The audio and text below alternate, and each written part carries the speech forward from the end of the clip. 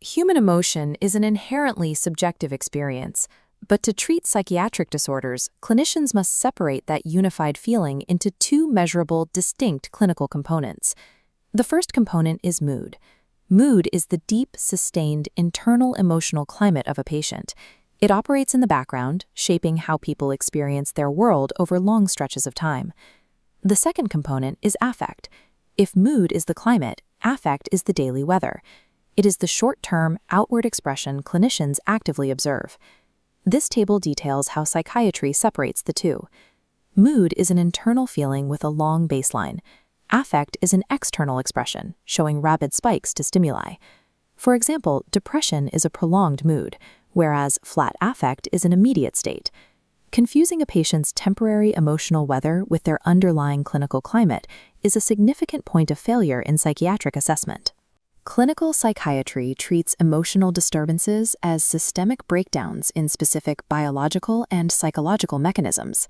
We map these breakdowns using a diagnostic decision tree. The first path highlights mood disturbances, a failure in the sustained internal baseline. The second branch tracks affect disturbances, failures in how emotions are outwardly projected.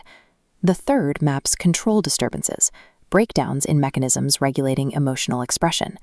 This tripartite framework forms the bedrock for nursing assessments and board exam evaluations regarding emotional disorders. We will isolate and dissect each of these three branches to identify exactly how they present in a clinical setting. By isolating overlapping symptoms through this framework, clinicians map a pathway toward a targeted treatment plan. Looking closely at this continuous waveform representing the mood disturbances branch, we see the baseline dipping deep below a neutral center axis. This indicates a depression of the internal emotional state. Low mood pathologies are defined by persistent, unbroken sadness and a pervasive sense of hopelessness that the patient cannot escape. This often leads to anhedonia. In strict clinical terms, anhedonia is the total inability to experience pleasure or maintain interest in previously enjoyed activities. The psychological weight of this lowered baseline generates severe physiological markers, most commonly presenting as chronic fatigue and profound sleep disturbances. When combined, these markers fulfill the diagnostic criteria for major depressive disorder, as well as the depressive phase of bipolar disorder. If we track the waveform to the opposite extreme, we see it rapidly spiking high above the neutral axis, expanding out of standard clinical bounds. This is elation or euphoria. A euphoric mood presents clinically as excessive happiness, dangerous overconfidence, and sharply increased physical energy. A counterintuitive physiological marker distinguishes true mania. Patients exhibit a severely decreased need for sleep, often going days without resting while maintaining high energy.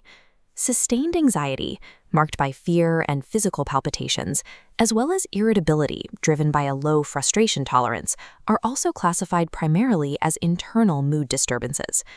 Because the entire internal operating environment of the patient has structurally shifted, treating mood disorders requires long-term systemic intervention. We now shift to affect disturbances. Here, the clinical focus is on patients whose internal mood fails to translate correctly to the outside world. To assess external expression, clinicians rely on the diagnostic mnemonic FLAIR. Look at the vertical breakdown here. F stands for flat. This is the total absence of emotional expression. The face remains utterly immobile, a primary marker seen in schizophrenia. On examinations, clinicians must strictly differentiate a flat affect from a blunted or restricted affect.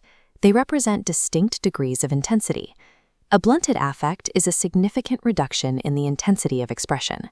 A restricted or constricted affect is a limitation in the range of expressions available to the patient. L stands for labile. This presents as rapid, abrupt, and unpredictable emotional changes, like shifting from laughter to intense sobbing in seconds.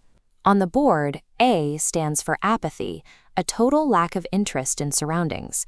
Anhedonia, the inability to feel pleasure, is intimately tied to apathy and depression. Next, I stands for inappropriate. This occurs when an emotional response mismatches the situation. A classic inappropriate affect is a patient laughing hysterically at objectively tragic news. Finally, R stands for restricted, circling back to the limited emotional range defined earlier. The FLAIR framework covers the vast majority of outward assessment targets. Affect must be actively observed and categorized in real time because patients are frequently unaware of how they present to others. Moving to the final branch, disturbances in emotional control. In these cases, the regulatory mechanism sitting between mood and affect is broken. Emotional lability is a specific control issue.